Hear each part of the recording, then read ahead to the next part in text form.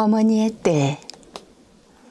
어머니는 아직도 헌수방에 나가십니다. 그곳에서 당신 노년의 뜰을 가꾸듯 한 땀 한 땀 바느질을 하십니다. 노구의 어머니에게 바느질은 벅찬 노동일 수도 있습니다. 하지만 저를 비롯한 호남매 어느 누구도 애써 그것을 말리지 못합니다. 어머니의 손끝이 평생 바지런함과 친구해왔음을 잘 알고 있기 때문입니다. 소일거리가 있다는 게 어쩌면 당신 여생의 활력과 건강을 위해서 다행일지도 모릅니다. 한창 때의 체력에 비할 바 못되지만 천성이 밝고 재바른 어머니는 그렇게 해서라도 자식들 앞에서 당신 건강을 증명해 보이는 것이지요. 그의 봄, 헌수방에 나가시는 어머니의 배웅은 노환으로 병색이 환연한 아버지 차지였어요. 이른 아침을 나눈 어머니가 집을 나서 지름길인 방죽계단으로 올라섭니다. 겨울뜰에 버려진 앙상한 나뭇가지 같은 아버지가 힘겹게 한 계단 한 계단 따라 나섭니다. 독방 아래 금호강에서는 풀어 헤친 여인의 속치마처럼 물안개가 솟아올랐지요.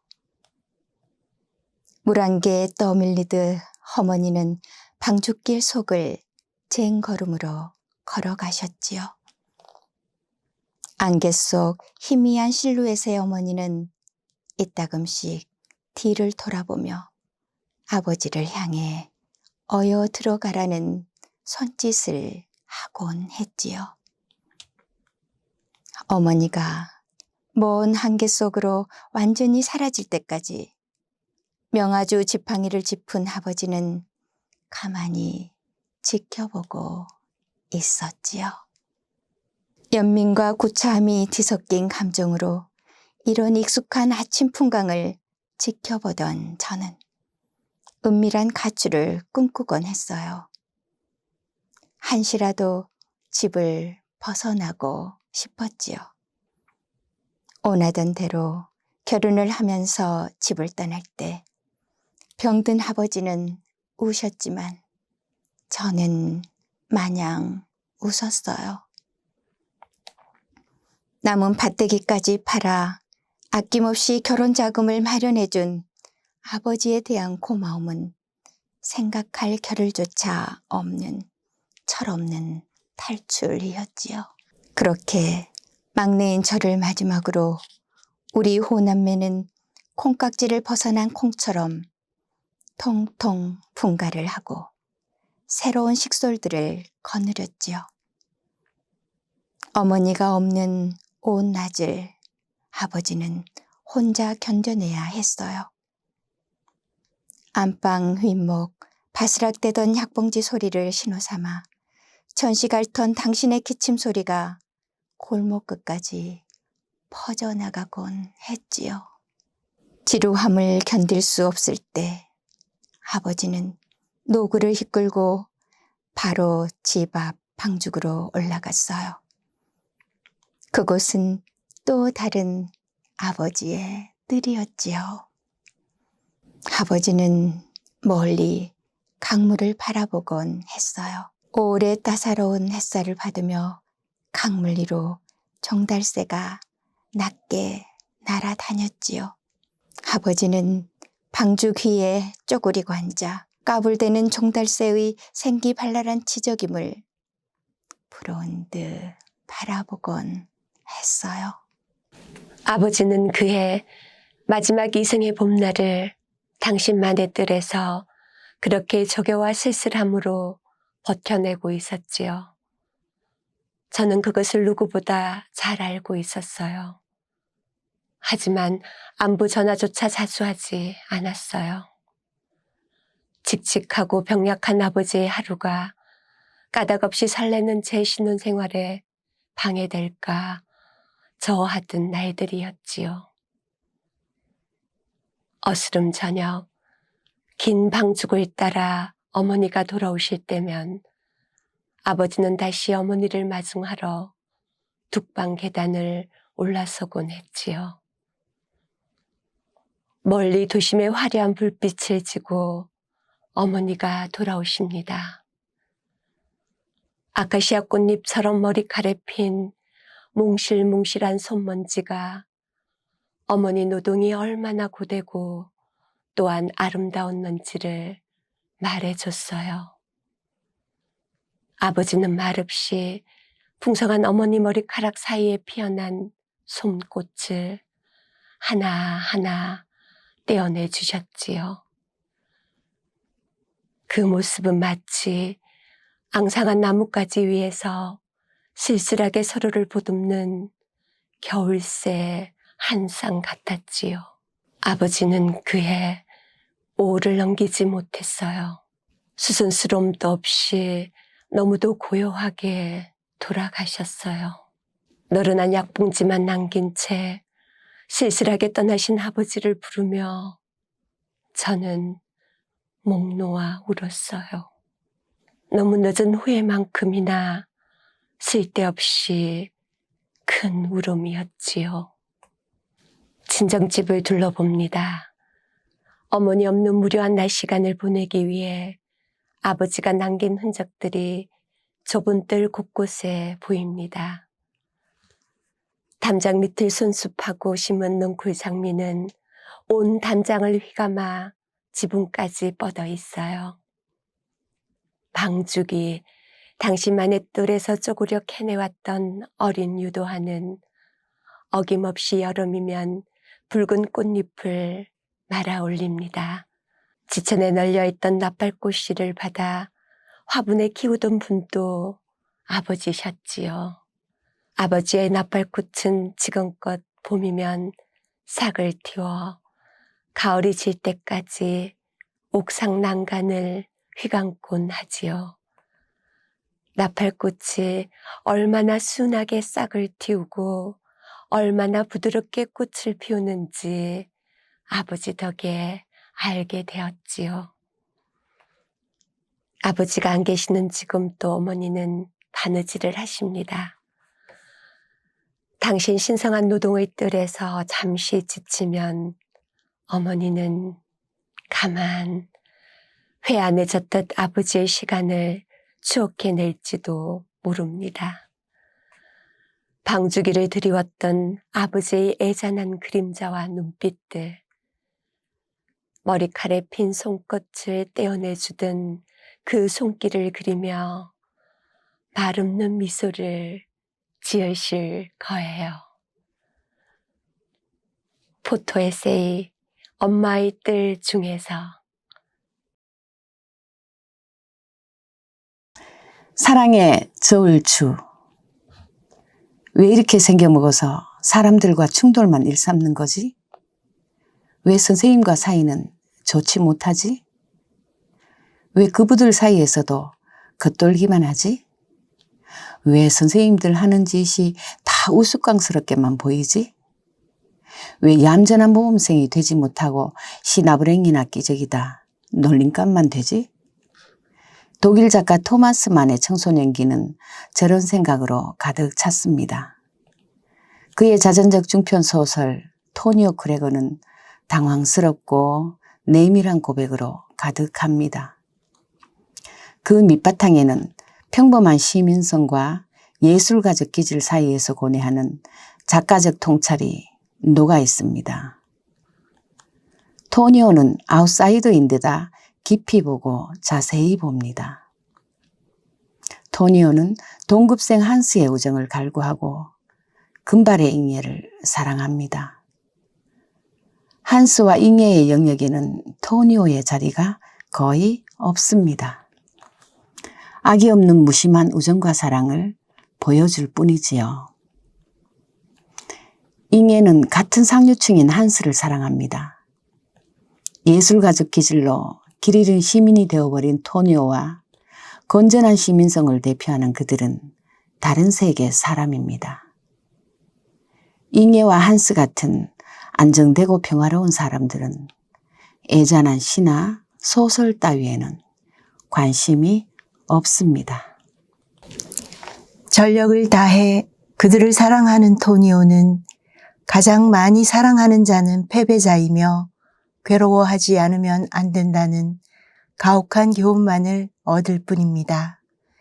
14살이란 너무 이른 나이에 사랑의 속성을 깨친 것, 그것이 토니오의 슬픔입니다. 유행가 가사처럼 누가 사랑을 아름답다 했던가요? 토마스 만의 고백처럼 사랑은 충만도 기쁨도 아닙니다.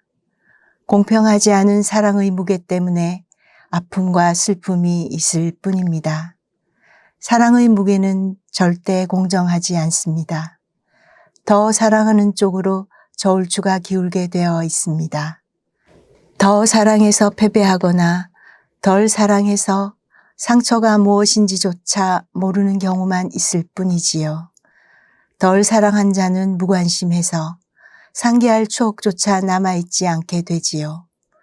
사랑의 불공평한 저울추를 느끼면서도 왜 사랑하게 되는 걸까요? 사랑에 빠지는 그 순간만은 충실한 승리자가 되기 때문이겠지요. 사랑하지 않고는 배길 수 없는 그 감정의 승리 말이에요. 신이 마련한 고약한 매뉴얼대로 우리는 백전백패하면서도 사랑이란 문 밖을 서성일 수밖에 없습니다. 사랑의 깊이와 넓이가 같은 무게로 할당되는 것이라면 애초에 사람들은 사랑 때문에 입술이 부풀고 이별 때문에 치통에 시달릴 이유가 없겠지요. 대상을 무심한 객관성으로 바라볼 수 있으면 덜 사랑하는 쪽이고 대상의 감정적 주관성이 섞여 있으면 더 사랑하는 쪽이지요. 덜 사랑하는 쪽은 애초에 순돌할 것도 없기에 덜 다치고 평상심을 유지할 수 있습니다.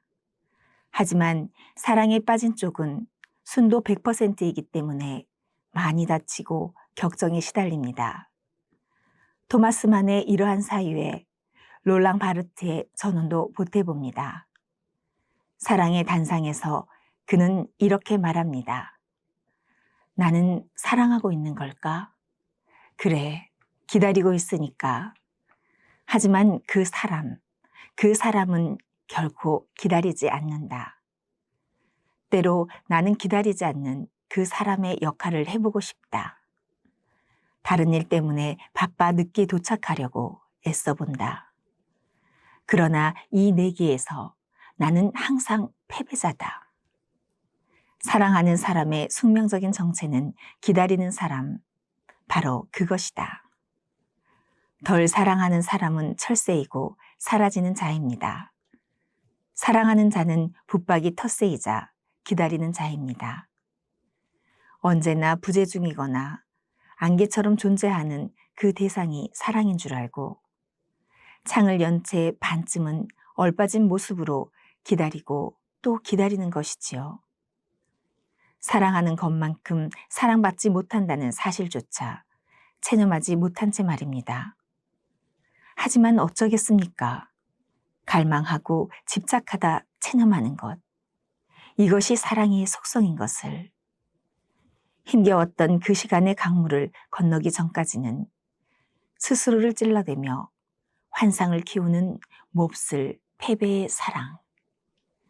포토 에세이 엄마의 뜰 중에서.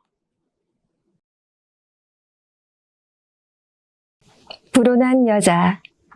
책이 없었다면 여성들의 삶이 어땠을까요? 역사 일에 억눌렸던 여성 삶의 진일보를 그나마 담보할 수 있었던 것은 독서의 힘이 아니었을까요? 이런 가정에 독일 작가 슈테판 볼만이 명쾌한 답을 선사합니다. 작가는 우선 한때 여성의 독서가 지극히 위태로운 것으로 취급받던 시대가 있었음을 고찰합니다. 책 읽는 여자는 위험하다고 선언한 시대가 있었음을 고발하고 있습니다. 더도 말고 덜도 말고 근대 이전의 유럽 여성들이 처한 상황이 그랬습니다. 세상에 대한 대범한 호기심을 갖는 일, 여성들에게 그것은 심히 불온한 것으로 취급되었습니다. 고급한 사회는 남성만으로도 충분하다는 생각이 넘쳐나던 시대였지요. 작가는 유럽의 명화 속에서 위험하기 짝이 없는 책 읽는 여자들을 불러냅니다. 동시대 밖으로 나온 여성은 하녀이거나 안주인이거나 후작부인이거나 아주 가끔은 왕비이기도 합니다. 그림 속 여자들의 공통점은 책을 읽고 있다는 것이지요.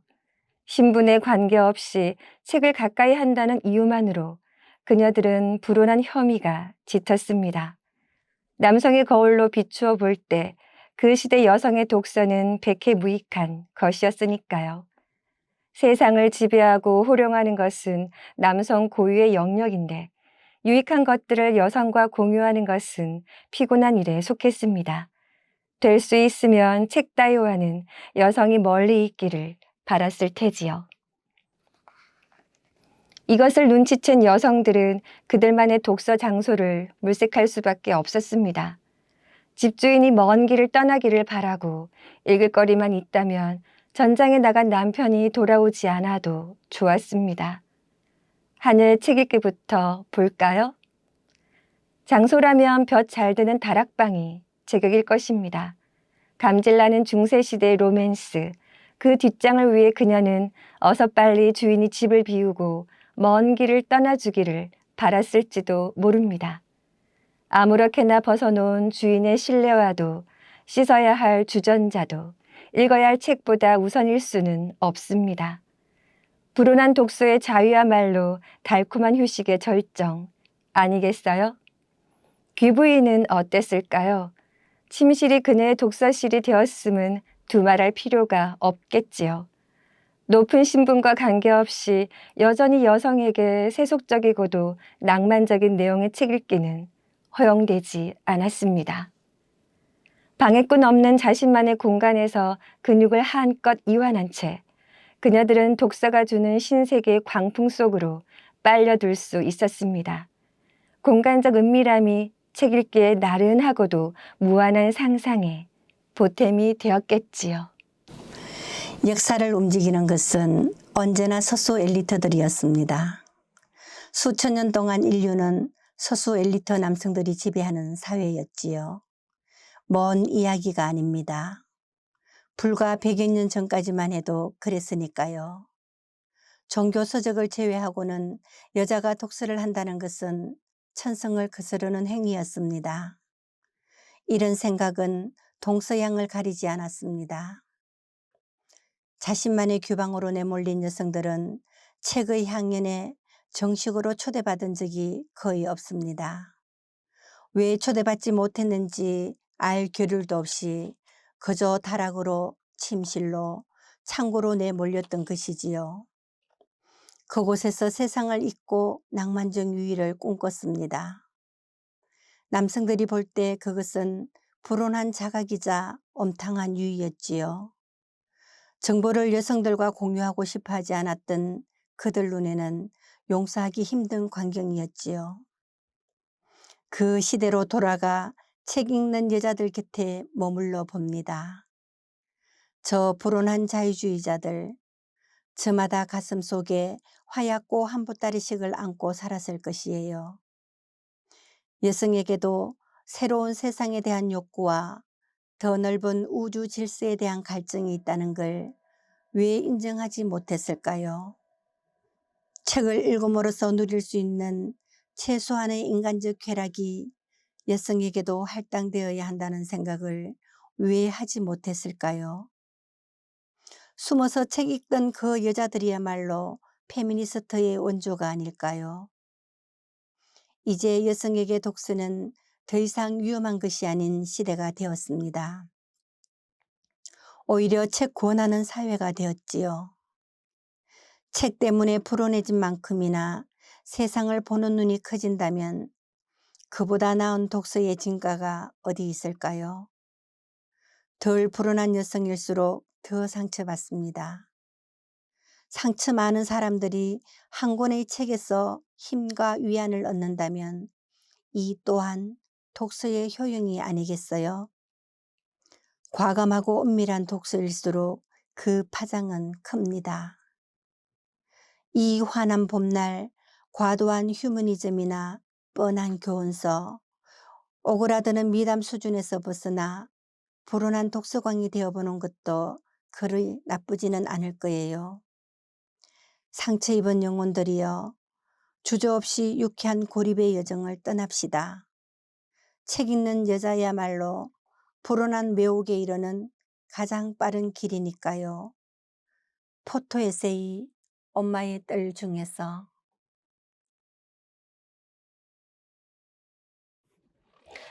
꽃진 자리. 능소화가 집니다.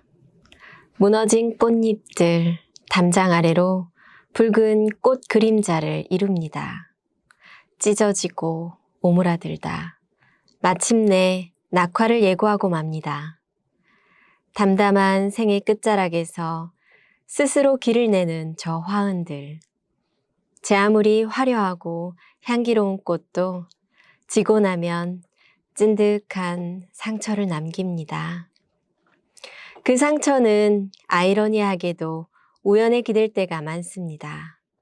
꽃나무로 마당에 발을 들이는 순간 운명이 된 우연은 상처인 줄도 모르고 꽃을 피웁니다.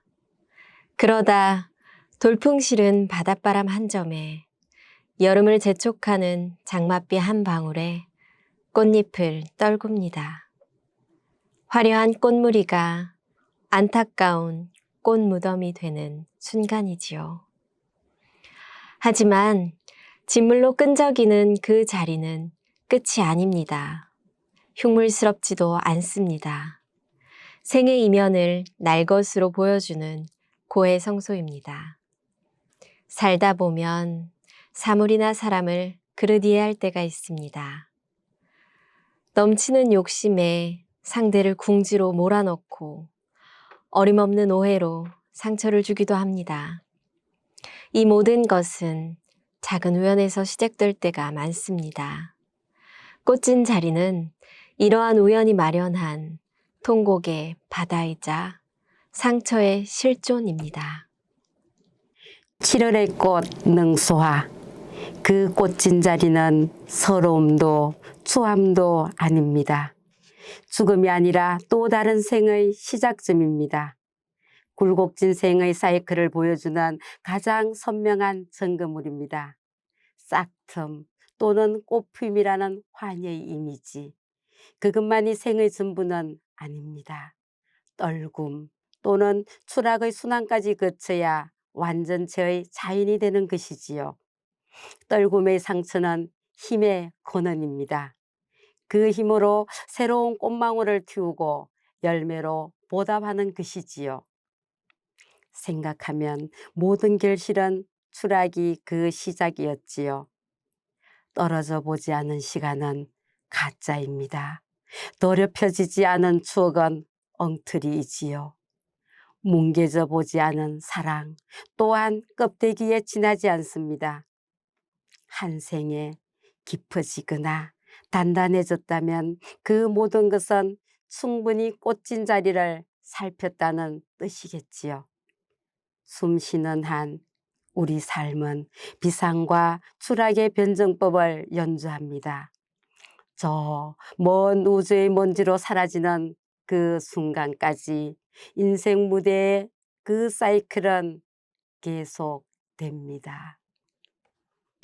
진물은 꽃잎 같은 시간 없이 어떻게 결실의 날이 있을까요? 하염없이 떨어져 본 나달들이 있어야 스스로를 단단하게 뿌릴 줄 압니다.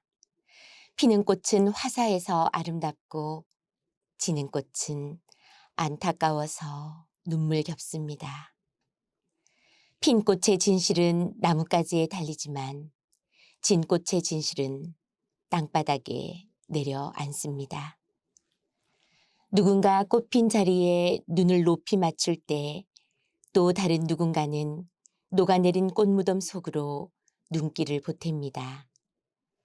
생과 멸, 그리고 다시 생환으로 이어지는 이 우주적 질서를 꽃진 자리에서 발견하는 것이지요. 실은 꽃진 자리는 구구절절 풀이를 바라지 않습니다. 이해되기 전에 찰나로 빛나는 통찰이기 때문입니다. 실존의 상처를 말해주는 꽃무덤은 그 자체가 사유의 통로가 됩니다. 필연적으로 떨어져 꽃길을 내고 깊이 내려가 진물을 이루는 모든 것은 생의 이면이자 또 다른 시작입니다. 새로운 잉태와 단단한 도약을 위한 훈련장인 게지요. 절절하게 떨어져 본 꽃자리일수록 절실하게 꽃 피울 줄 압니다.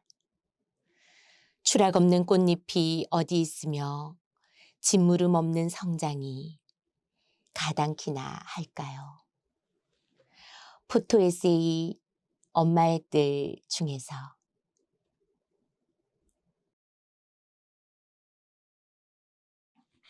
아버지의 강.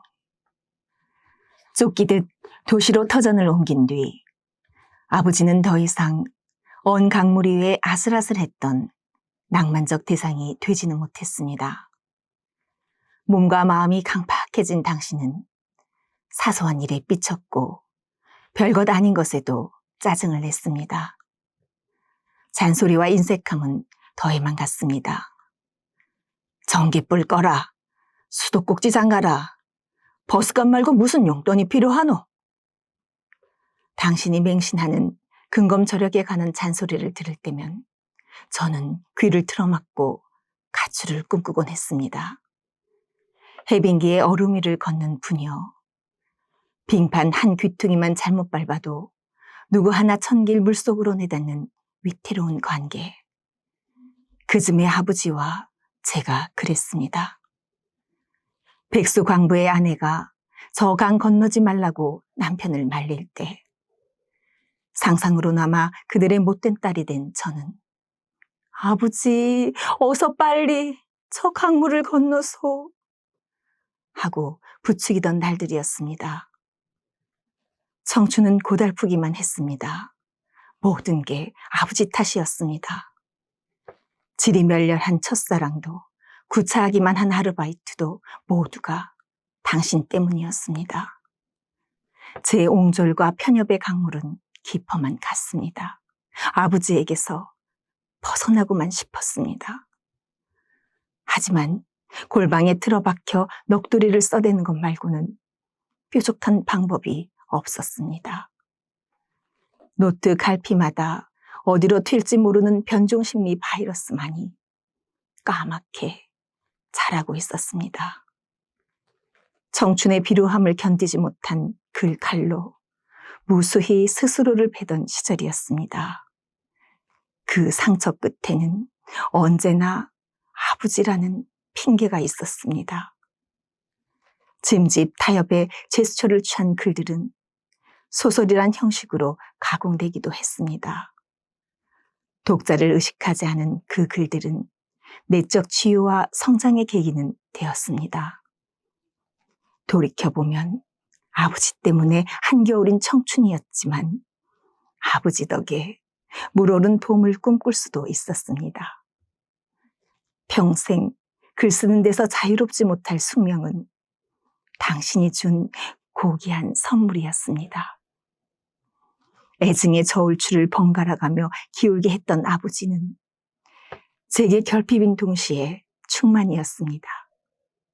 나중에야 알았습니다. 궁색 깃든 잔소리의 향연은 한 가게를 책임져야 했던 병약한 부성의 다른 이름에 지나지 않았음을.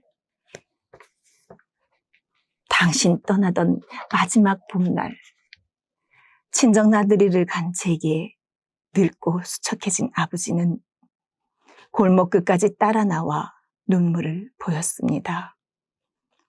신혼 단꿈에 빠진 저는 아버지만큼 힘겹지도 쓸쓸하지도 않았으므로 당신이 건너는 마지막 강의 깊이를 제대로 헤아리지 못했습니다. 두고 불효를 자책했습니다. 사는 것은 강을 건너는 것과 같습니다. 세상 모든 길 아래로 도도한 강물이 흘렀습니다. 굽이치는 물길 앞에서 제 의지와는 상관없이 크고 작은 고비와 맞닥뜨립니다.